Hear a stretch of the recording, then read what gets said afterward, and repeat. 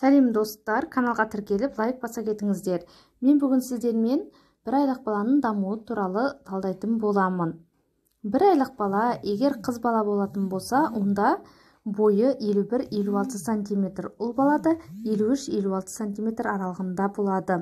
Салмағы қыз балада 3,5-4,6 кг, ұл бала 3,7-4,7 кг арасында болады.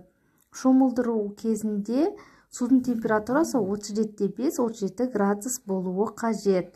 Ал шомылдыру ұзақтығы 5 минуттай болады. Бала ішпен жатқанда басын бүйір жанына қаратады. Басын көтеріп, басқа бағытқа, яғни оңға, солға әлі бұруды білмейді.